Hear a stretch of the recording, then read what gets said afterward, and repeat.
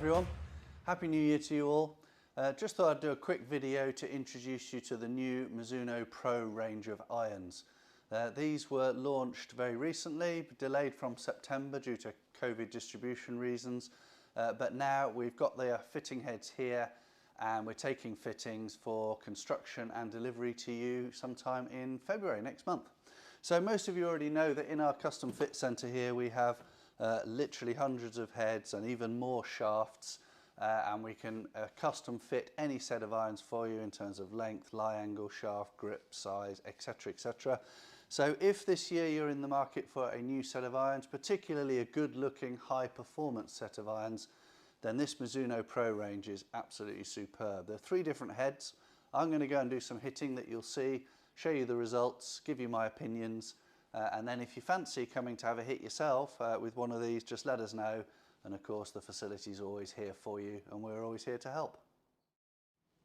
Okay, well the first of these Mizuno Pro irons is the 221, and that's basically the ultimate blade. No cavity, solid bit of forged metal, the latest in a long line of Mizuno traditional blades with ultimate feel. I currently use the existing Mizuno blade here. You can see the MP20, and this is the new one, the MP21. So you can see there it's very much the same sort of shape, slightly more rounded and slightly better looking, slightly wider sole on the bottom as well, so playability wise, turf interaction is going to be slightly more forgiving. I'm going to give the 221 a hit now and see what it does, but I'm not expecting much difference from my existing blade in terms of distance and things here. Okay, so you'll excuse me, I played squash last night for the first time in many, many years with 2 members of the club who nearly killed me on the court. So there could be a couple of ropey ones in here, which will be fun. I'm playing a par 3 at Spanish Bay. It's 160 yards to the flag. Now my normal carry distance with my own blade is around about 150, 151, something like that when I hit the middle of the club. So let's see what happens here and show you the results.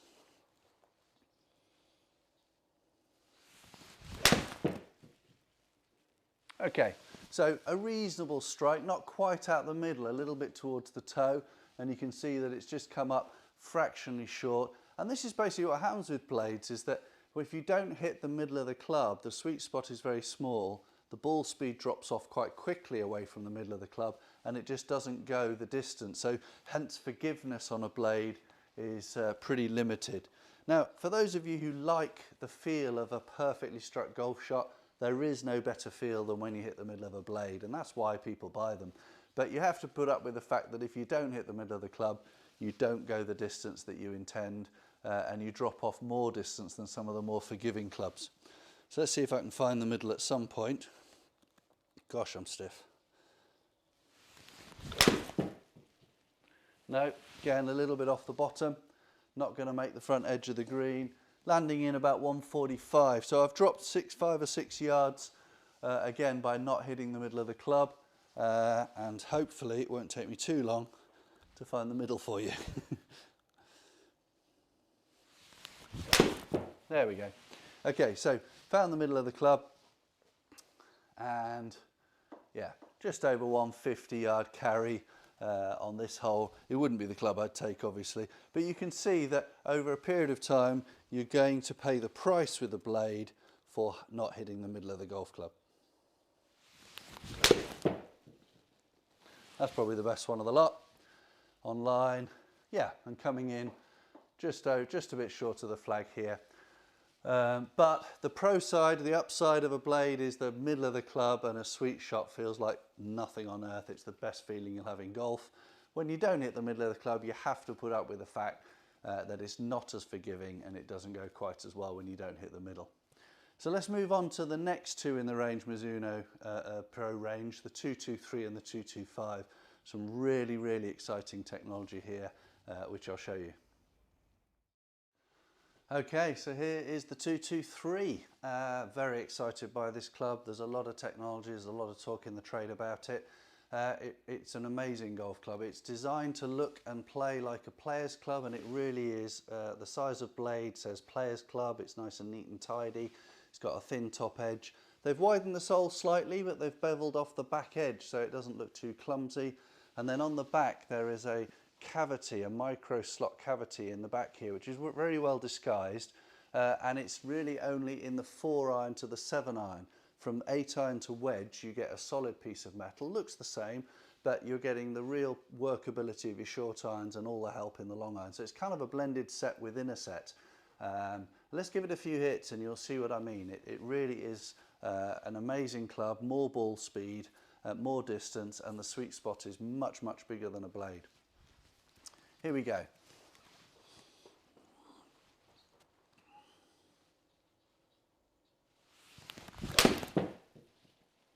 Okay, so it's much easier to find the middle. Straight off the bat, I find the middle of the club. 164 carry compared to my blade, which is 151, 152. So for me, I've done a lot of testing with this, and it's worth 10 to 12 yards per club for me longer, which is really beneficial when I'm losing a bit of club head speed as I get a bit older, and it's just a lot easier to hit, and I don't get punished half as badly on my off-centre hits. So let's hit a couple more and see if I actually miss the middle, and you'll see what I mean.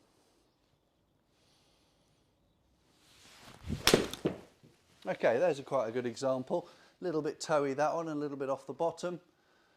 Yeah, came in at about 158, 159 carry, so it's still 5 or 6 yards longer than my bladed club, and I didn't hit the middle of that club by quite a long way that time. It's off the bottom, the edge there. But it's going to make a huge difference to me on the golf course to find greens instead of the coming up short as I do with my blade when I miss the middle.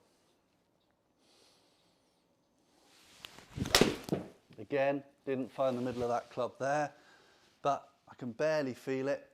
Again, 150 odd carry on the green. My blade came up short in the bunker and I missed it that badly. Let's find another middle for you. Good. Okay, and again, when I catch the middle, 163, 164 carry. So big addition to my yardage, big addition to my forgiveness when I don't quite hit the middle. I don't drop half as much distance, and all in all, this is going to be a fantastic selling club, very popular. So come and give this a hit if you're in the market for something which looks great, plays really well, very workable, great feel. I mean, the copper underlay that they've put under the chrome here, it really gives a superb feel. I'd even suggest it's a slightly softer feel than my blade, which is extraordinary for a club that's trying to give more distance and forgiveness. Okay, so let's move on to the 225, which is even more powerful.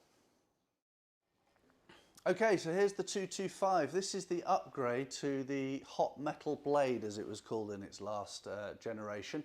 Again, it's the same principle. It is hollow. It's designed to look like the 221, so it has the same modelling, but it is bigger all around. So it's a bigger sole. It's hollow in the middle to give the ultimate hot ball speed off the face. It's the lowest lofted of the clubs, even though it still creates the same trajectory because the weight's situated below impact here. So again, if you want a good looking performance distance golf club, you can't do a lot better than this. I mean, it just looks like the purest of pure golf clubs, but you'll see in the performance in a minute, it really is a bit of a rocket. Okay, so let's give this a bit of a hit.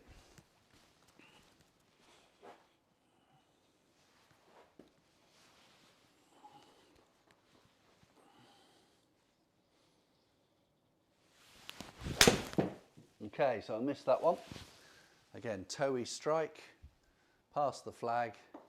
Yeah, so even on a miss, that one's gone 160. This has probably got a 170 yarder in it if I can catch the middle of the club. Incredibly forgiving that was right off the toe.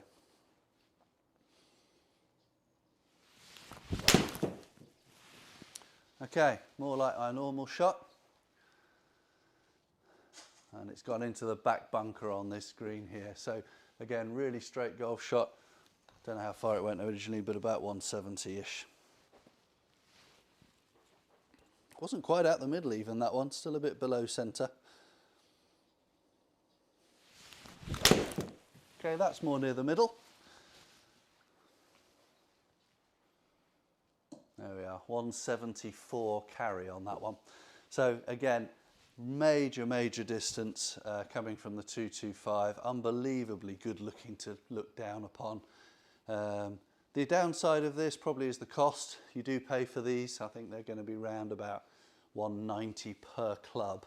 But if it's your main hobby and you want to spend some money on it and you want distance and good looks, again, this is hard to beat.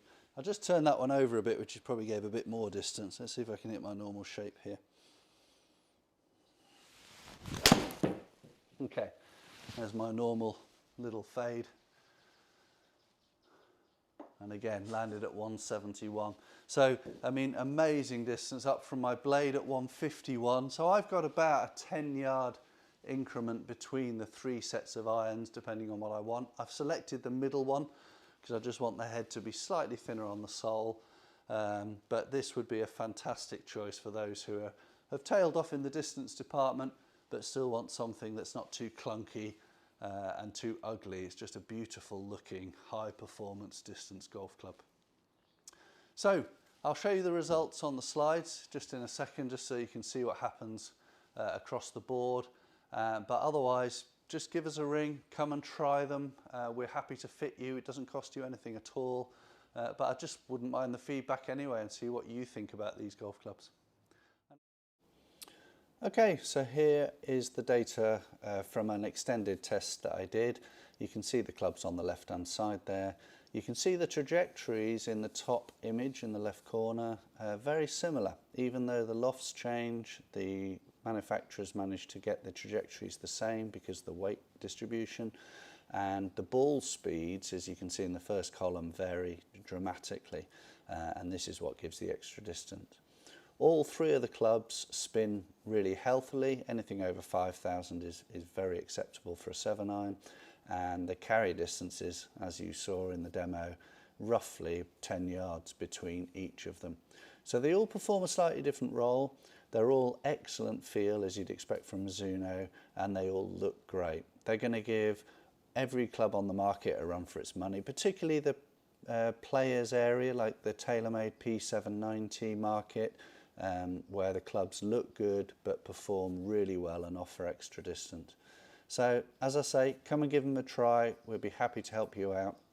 Thanks for watching, and we'll see you again soon.